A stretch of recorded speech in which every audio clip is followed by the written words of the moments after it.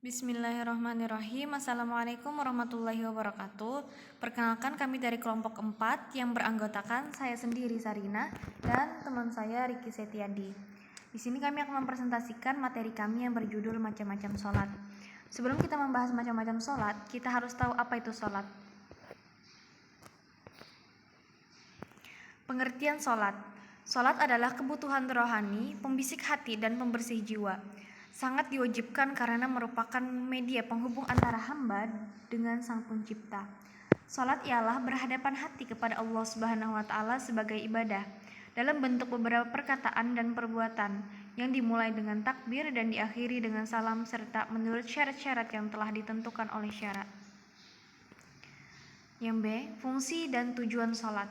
Salat yang dilakukan dengan sungguh-sungguh dan sesuai dengan ajaran Rasulullah SAW bisa memberikan fungsi sebagai pencegah perbuatan keji dan mungkar. Salat pada waktunya merupakan amal ibadah yang paling utama sebagai penghapus dosa-dosa, menjadi cahaya, pembukti pada hari kiamat, dan penjaga dari siksa akhirat.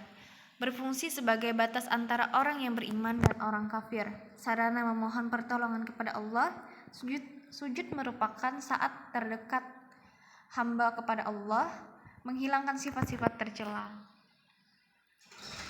Yang C, macam-macam sholat. Yang pertama, sholat berjamaah. Sholat berjamaah adalah sholat yang dikerjakan secara bersama-sama oleh dua orang atau lebih. Seorang menjadi imam dan yang lain menjadi makmum dengan syarat-syarat yang telah ditentukan. 27 kata jamaah artinya kumpul. Jadi pengertian sholat jamaah menurut bahasa adalah sholat yang dikerjakan sama-sama lebih dari satu orang. Selanjutnya akan disampaikan oleh rekan saya. Bismillahirrahmanirrahim. Baik, saya akan melanjutkan pembacaan materi dari rekan saya, yaitu 2. Sholat Jumat. Sholat Jumat adalah sholat 2 rakaat yang dilakukan di hari Jumat secara berjamaah setelah khutbah Jumat telah masuk waktu zuhur. Untuk dapat melakukan sholat Jumat berjamaah, jumlah yang hadir harus minimal 40 orang dan dilakukan di masjid atau sebuah bangunan yang dapat menampung banyak jamaah. Selanjutnya yang ketiga, sholat Id.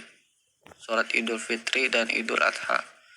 Sholat Id adalah ibadah sholat wajib yang dilakukan setiap Idul Fitri dan Idul Adha. Sholat Id termasuk dalam salah satu sunnah muakkad. Artinya sholat ini walaupun bersifat sunnah, tetapi sangat penting sehingga sangat dianjurkan untuk tidak meninggalkannya.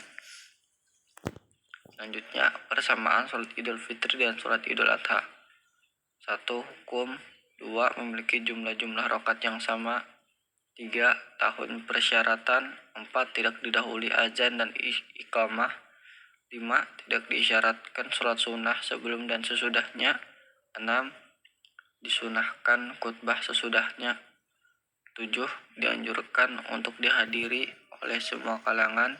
8. Dilaksanakan pada hari duha. Dan yang terakhir yaitu perbedaan sholat Idul Fitri dan Idul Adha. 1. Niat.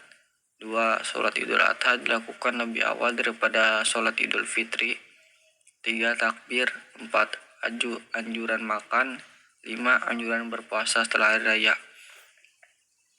Baik, sekian presentasi dari kami kelompok 4. Kurang dan lebihnya kami mohon maaf. Terima kasih.